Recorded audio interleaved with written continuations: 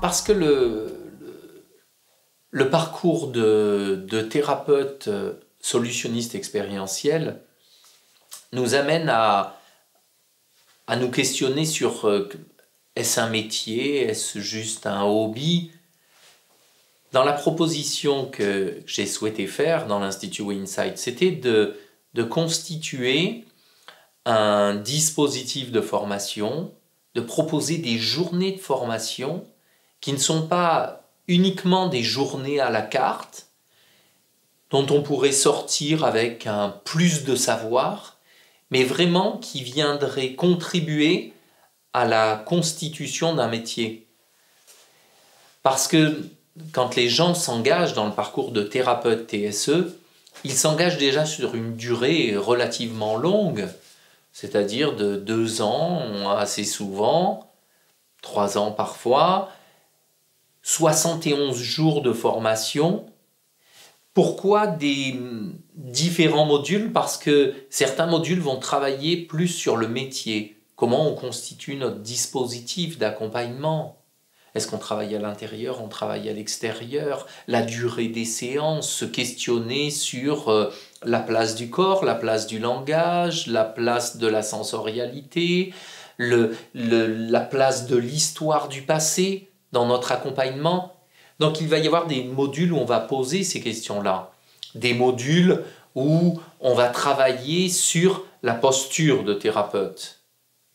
Pas uniquement des savoirs, pas uniquement des savoir-faire, mais aussi des savoir-être. Il y a des modules, par exemple des modules d'hypnose, qui vont amener les praticiens à avoir des outils et à utiliser cet état spécifique qui est cet état amplifié de conscience singulier que l'on peut trouver uniquement en hypnose. Donc voilà pourquoi un praticien en thérapie brève, un praticien en hypnose, c'est aussi parce qu'on va apprendre à conduire une séquence d'entretien. Pas parler comme on pourrait parler au café ou avec des amis, mais vraiment il y a tout un ensemble toute une structure de questions qui va permettre d'accompagner, d'amener le changement, de recueillir un matériel qui va nous permettre ensuite de développer, de déployer, de choisir les stratégies avec notre patient. Il y a aussi des modules qui, eux, visent plutôt la compréhension du mode de fonctionnement psychologique, psychopathologique de nos clients. La psychopathologie, c'est vraiment l'étude du dysfonctionnel. Mais peut-être aussi on peut l'envisager comme l'étude de comment certains clients se débrouillent pour sauver leur peau, pour rendre vivable leur vie.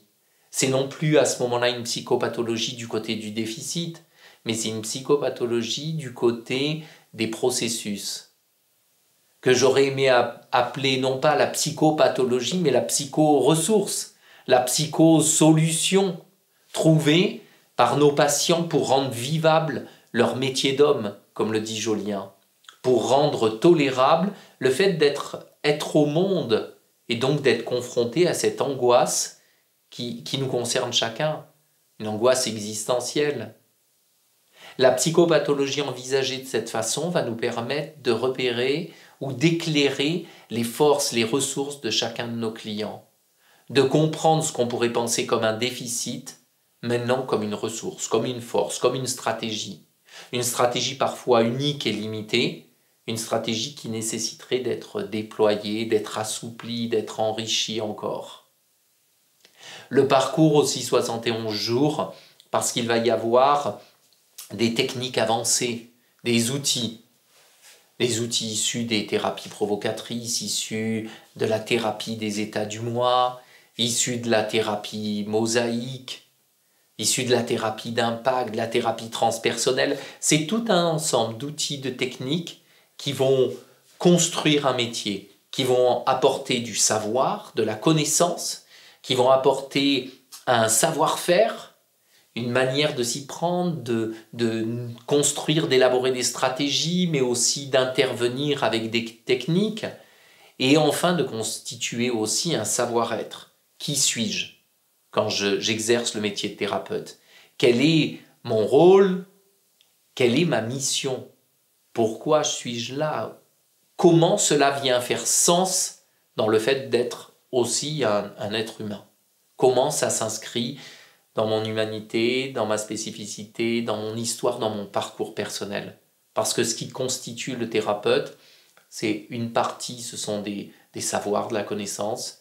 Une petite partie est importante aussi du savoir-faire, des techniques. Mais avant tout, c'est le savoir-être, c'est-à-dire son humanité, son histoire, sa vulnérabilité, ces zones de fragilité qui constituent toute sa force et sa lumière. Ce qui fait le thérapeute, c'est son être, c'est son histoire. Ce qui fait qu'il n'y a jamais un thérapeute en hypnose ou un hypnothérapeute, mais il y a cet homme qui a fait le choix de ce métier parce qu'il a traversé un certain parcours de vie et qui va pouvoir, dans la rencontre avec un autre homme, dans un moment de souffrance, qui va lui permettre lui aussi de convoquer toute sa force, toute sa richesse, toute sa lumière, c'est-à-dire toute sa singularité. C'est la rencontre, la thérapie pour moi, c'est la rencontre de deux singularités.